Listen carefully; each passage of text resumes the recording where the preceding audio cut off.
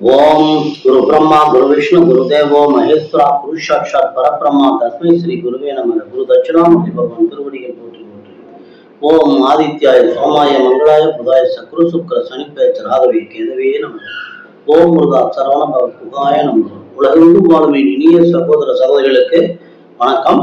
நம்ம சேனலுக்கு ஆதரவு கொடுத்துட்டு வர எல்லா நல்ல உள்ளவங்களுக்கு முதல்ல நன்றி. நம்ம இந்த பதிவுல என்ன பார்க்குறோம் அப்படின்னா 2024 செப்டம்பர் மகர ராசிக்கான ராசி மாத ராசி பலன்களை இதுல பார்க்குறோம். இந்த ராசி பலன்கள்ல கிரகங்கள் போன மாசத்துல இருந்து இந்த மாசம் எது எது மாறி இருக்குது, அதனால என்ன பலன்கள் மாறி இருக்குது அப்படிங்கிறதையும், ராசியில் இருக்கக்கூடிய ஒவ்வொரு நட்சத்திரங்களுக்கும் சுப நாட்கள் எது, இந்த மாசம் செப்டம்பர் மாதத்துக்கான சுப நாள் எது, அசுப நாள் எது, யோக நாள் எது, இப்படி தனித்தனியா பிரிச்சு கொடுத்துருக்கிறோம். இது ஏன் அப்படின்னா கிரகங்கள் தங்களுடைய பலனை பாதசாரத்தின் வழியா தான் முதல்ல மெயினா கொடுக்கும். அப்ப பாதசாரம் நமக்கு நட்சத்திரம் ரொம்ப முக்கியம். அதனால நமக்கு இந்த நாள் நமக்கு அந்த நட்சத்திரம் நட்பா இருக்கா, நல்லது செய்யுமா அப்படிங்கிற நம்ம தெரிஞ்சிட்டோம்னா நம்ம அன்னைக்கு அந்த வேலையை ரொம்ப சிறப்பா முடிச்சுக்கலாம். அதுக்காக ஒரு வழிகாட்டிக்காக இந்த ராசி பலன்ல இதை கொடுத்துருக்குறோம். அடுத்தது நீங்க வழிபட வேண்டிய தெய்வம், நீங்க வீட்லயும் அலுவலகத்தில் வைத்துக் கொள்ள வேண்டிய உங்களுக்கு தெய்வ அனுகூலத்தை கொடுக்கக்கூடிய படம், இது எல்லாமே இதுல இருக்கு. பார்க்கலாம் வாங்க. அன்பான மகர ராசி நண்பர்களே, உங்களுடைய ராசிக்கும் தனஸ்தானம் தனம்பாக குடும்பத்திற்கும் அதிபதியான சனி பகவான் 2ஆம் இடத்துல வக்கரமாயிருக்கார், தனஸ்தானத்திலேயே வக்கரமாயிருக்கார். அதனால குடும்பத்துல ஒரு சின்ன சின்ன குழப்பங்கள் சச்சரவுகள் இதெல்லாம் கொஞ்சம் வர்றதுக்கு வாய்ப்பு இருக்கு. மற்றபடி அதுல பெருசா எந்த ஒரு இதுவும் வரப்போறது. ஏன்னு கேட்டா உங்க ராசிக்கு 3ஆம் இடத்திற்கும் சிறுதூர தைரிய வீரிய சகோதர ஸ்தானம் ஆடை ஆபரண சேர்க்கைக்கான 3ஆம் இடத்திற்கும் அயனசயன போக விரயஸ்தானத்திற்கும் அதிபதியான குரு பகவான் உங்க ராசிக்கு 5ஆம் இடத்துல அருமையா அமர்ந்திருக்கிறார். அதுவும் குரு ராகு சாரம் வாங்கி வந்திருக்காரு. குரு மிருகசீட சாரத்துல அமர்ந்திருக்கிறாரு. உங்க ராசிக்கு 3ஆம் இடத்துல ராகு பகவானும் அமர்ந்திருக்கிறார். அப்ப 3ஆம் இடத்துல இருக்கக்கூடிய ராகு பகவானால நெடுந்தூர பயணங்களுக்கு போறவங்களுக்கும், வேற்று மாநிலம் வேற்று மொழி பேசக்கூடியவங்களோட அவங்களுடைய தொடர்பு வச்சுக்கணும் விருப்பப்படுறவங்களுக்கும் இது ஒரு அருமையான காலகட்டம். வெளியூர் வெளிநாடு போறவங்களுக்கு இது சிறந்த காலகட்டம். 5ஆம் இடத்துல இருக்கக்கூடிய குரு உங்களுடைய ராசிக்கு 9, 11 ராசி ஆகிய 3 ஸ்தானங்களையும் பார்க்கிறார். 9ஆம் இடங்கிறது பாக்கியஸ்தானம், 11ங்கிறது லாபஸ்தானம். ராசி உங்களுடைய ராசியை பார்க்கறதுனால உடல் நலம் ஆரோக்கியம் சிறப்பாக இருக்கும். தன வரவு தனகாரனான குரு பகவானே உங்க ராசியையும் லாபஸ்தானத்தையும் பார்வையிடுறதுனால பாக்கியஸ்தானமாக மிகச்சிறந்த 9, 11 ஆகிய 2 இடங்களுக்கு குரு பார்வை இருக்கிறதுனால, அதுவும் அவர் இருக்கக்கூடிய இடம் காலபுருஷனுக்கு 2ஆம் இடமான தனஸ்தானத்திலேயே அமர்ந்திருக்கிறார். குழந்தைகளுடைய உடல் நலத்தை கொஞ்சம் அக்கறை எடுத்துக்கணுமே தவிர மற்றபடி தனவரவுக்கு கொஞ்சம் கூட பாதகம் இல்லாத ஒரு மாதம். அதுக்கடுத்து உங்க ராசிக்கு 4ஆம் இடத்திற்கும் சுகஸ்தானம் தாய்ஸ்தானம் வண்டி வாகன யோகத்திற்கு அதிபதியான லாபஸ்தானத்திற்கு அதிபதியான செவ்வாய் பகவான் ராசிக்கு 6ஆம் இடத்துல அமர்ந்திருக்கிறார். 6ஆம் இடம்ங்கிறது சொந்த தொழில், அரசு வேலை அல்லது சம்பளம் வாங்கக்கூடியது, கடன் ருண ரோக சத்துரு ஸ்தானம் என்று சொல்லக்கூடிய இடத்துல சுகஸ்தான அதிபதி போய் அமர்ந்திருக்கிறாரு. அதனால குடுக்கல் வாங்கல்ல மற்றவங்க கிட்ட பேச்சு கொடுக்கறதுல கொஞ்சம் ஜாக்கிரதையா இருந்துக்கணும். உடல் நலன்ல அக்கறை எடுத்துக்கணும். கொஞ்சம் உடல்நல கோளாறுகள் வர்றதுக்கு வாய்ப்பு இருக்கு. அதுவும் சுவாச கோளாறு வர்றதுக்கு ரொம்ப ரொம்ப வாய்ப்பு இருக்கு. அதுக்கு அடுத்தது பாத்தீங்கன்னா அவங்க ராசிக்கு 5ற்கும் 10ற்கும் அதிபதியான பூர்வ புண்ணிய புத்திரஸ்தானத்திற்கும் ஜீவனம் தொழிற்சாலம் என்று சொல்லக்கூடிய 10ஆம் இடத்திற்கும் அதிபதியான சுக்கிர பகவான் உங்க ராசிக்கு 9ஆம் இடத்துல பாக்கியஸ்தானத்துல நீச்சமாகிறார். அப்ப மனைவியினுடைய உடல்நலம், லக்ஸூரியஸ் தொழில் செய்யறவங்களுக்கு, ஆடை ஆபரண தொழில் செய்யறவங்களுக்கு 17ஆம் தேதி வரைக்கும் அவ்வளவு சரியில்லாத காலகட்டம். அதுக்கு அப்புறம் பாத்தீங்கன்னா 18ஆம் தேதியில இருந்து சுக்கிர பகவான் உங்க ராசிக்கு 10ஆம் இடத்திற்கு வர்றார், ஜீவனஸ்தானத்திற்கு வரார், தொழில் ஸ்தானத்துக்கு வரார். அப்ப இது வரைக்கும் மந்தமா இருந்த தொழில் ரொம்ப மிக சிறப்பான ஒரு நிலையை எட்டும். அப்ப கலைத்துறையில் இருக்கிறவங்களுக்கு, ஆடை ஆபரண தொழில் வியாபாரம் பண்றவங்களுக்கு மனைவியினால யோகம்,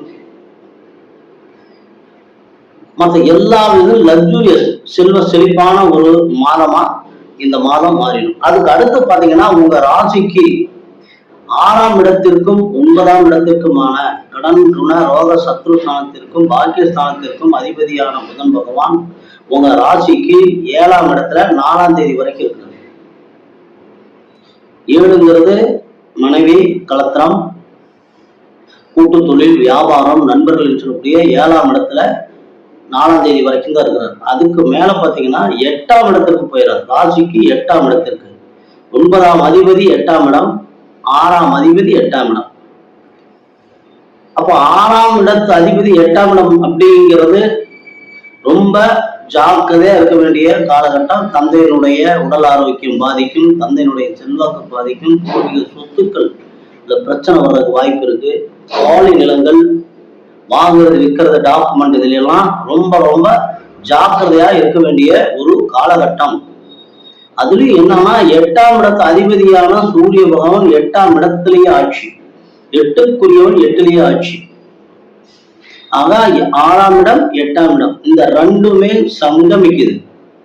இந்த 8ஆம் இடம் அப்படிங்கிறது கோர்ட்டு கேஸு, பம்பு, வழக்கு, திடீர் அதிர்ஷ்டத்தையும் கொடுக்கும். அப்ப அங்க புதனும் சூரியனும் சேர்னால புதாதித்ய யோகம் அப்படிங்கிறது வந்தாலும் இரண்டும் சரியில்லாத 6, 8 இருக்கிறதுனால நீங்க ரொம்ப ரொம்ப இந்த மாசம் 16ஆம் தேதி வரைக்கும் ரொம்ப ஜாக்கிரதையா இருங்க. வாங்குறது, விற்கிறது, கொடுக்கறது, மற்றபடி யாராவது வம்புக்கு இழுத்தா கூட கண்டுக்காம போயிடுங்க. எல்லாத்தையும் தூக்கி போட்டு அமைதியா போகிறதுக்கு இந்த மாசம் 16ஆம் தேதி வரைக்கும். அதுக்கு மேல உங்களுடைய கிரக நிலைகள் அப்படியே டர்ன் ஆயிரும். மிக செல்வ செழிப்பான ஒரு மாதமா இந்த மாதம் ஆயிரும். நன்றி நேர்களே. அடுத்தது பார்த்தோம்னா உங்க மகர ராசிக்கான சந்திராஷ்டம தினங்கள் 1/9/24 இரவு 9:50 முதல் 4/9/24 காலை 9:50 வரைக்கும் சந்திராஷ்டம தினங்கள். உத்திராடம் 2, 3, 4 பாதங்களை பிறந்தவங்களுக்கான சுப நாட்கள் செப்டம்பர் 2, 4, 6, 10, 12, 15, 17, 20, 21, 23, 25, 27, 29 ஆகிய நாட்கள் உங்களுக்கு சுப நாட்கள். அசுப நாட்கள் செப்டம்பர் 3, 8, 16, 18, 19 ஆகிய நாட்கள் அசுப நாட்கள். யோக நாட்கள் செப்டம்பர் 25, 27. இதுல சில நாட்கள் விடப்பட்டிருக்கோம், அவை மத்திய பலன்களை கொடுக்கக்கூடிய நாட்கள். அதனால நம்ம அதைய பெருசா எடுத்துக்கல. அடுத்தது நீங்க வழிபட வேண்டிய தெய்வம் ஆஞ்சநேயர் வழிபாட்டோடு விநாயகர் வழிபாடு உங்களுக்கு ரொம்ப ரொம்ப எப்பவுமே, அதாவது கிரக நிலைகள் தசாபுத்திக்கு வழிபட வேண்டிய தெய்வங்கள் வேற, அந்த காலகட்டத்துல வரக்கூடிய வணங்க வேண்டிய தெய்வங்கள் அப்படிங்கிறது வேற. இது நம்ம பிறந்த ராசி, பிறந்த நட்சத்திரத்திற்கான தெய்வங்கள் எப்பவுமே நமக்கு உடனா இருக்கக்கூடிய தெய்வம். அடுத்து நீங்க உங்களுடைய அலுவலகத்துல வீட்டுல வைத்துக் கொள்ள வேண்டிய ஒரு படம் விநாயகர் வழிபாடு. அப்ப நீங்க டெய்லியும் காலையில் எழுந்திரிச்சோன்னே விநாயகரை வணங்கிட்டு போனீங்கன்னாவே உங்களுக்கு வரக்கூடிய எந்த பிரச்சனைகளா இருந்தாலும் பனிப்போல தீர்ந்துடும். அடுத்தது திருமண நட்சத்திரம் பிறந்தவங்களுக்கான சுப நாட்கள் செப்டம்பர் 1, 3, 7, 11, 13, 16, 18, 21, 22, 24, 26, 28. அசுப நாட்கள் செப்டம்பர் 4, 9, 17, 19, 20. யோக நாட்கள் செப்டம்பர் 1, 26, 28. திருவோண நட்சத்திரம் பிறந்தவங்க வழிபட வேண்டிய தெய்வம் ஆஞ்சநேயர் வழிபாட்டோடு ஸ்ரீ ஹயக்ரீவர் வழிபாடு உங்களுக்கு மிக சிறப்பு. நீங்க வைத்துக் கொள்ள வேண்டிய ஒரு படம் மகாவிஷ்ணுடைய படம் உங்களுக்கு ரொம்ப சிறப்பு. அவிட்ட நட்சத்திரம் 1, 2 பாதங்களை பிறந்தவங்களுக்கான சுப நாட்கள் செப்டம்பர் 2, 4, 8, 12, 14, 17, 20, 22, 23, 25, 27, 29. அசுப நாட்கள் செப்டம்பர் 6, 10, 18, 19, 21. யோக நாட்கள் செப்டம்பர் 2, 27, 29 ஆகிய நாட்கள் மிகச்சிறந்த யோகத்தை வழங்கக்கூடிய நாட்கள். நீங்க வணங்க வேண்டிய தெய்வம் ஆஞ்சநேயர் வழிபாட்டோடு அனந்த சயன பெருமாள் வழிபாடு உங்களுக்கு வாழ்க்கை முழுவதும் உங்களுக்கு ஒரு நல்ல பலனை வழங்கும். அடுத்து நீங்க வைத்துக் கொள்ள வேண்டிய பணம், வீட்டுல அலுவலகத்துல பாக்கெட்ல எடுத்துக்கொண்டிருக்கோம். புல்லாங்குழல் இருக்கக்கூடிய பணம், தனியா ஒரு புல்லாங்குழல் இருக்கக்கூடிய பணம் உங்களுக்கு மிகச்சிறந்த ஒரு தெய்வ அனுகூலத்தை கொடுத்துட்டு இருக்கும். நன்றி நேயர்களே. மீண்டும் அடுத்த பதிவுல சந்திக்கிற வரைக்கும் எல்லாம் வல்ல எம்பெருமான் ஸ்ரீ முருகப்பெருமான் உங்களுக்கு எல்லா வளங்களையும் நலங்களையும் வழங்க வேண்டும் என்று வேண்டி இந்த பதிவினை நிறைவு செய்கிறோம். நன்றி. மீண்டும் அடுத்த பதிவுல சந்திப்போம்.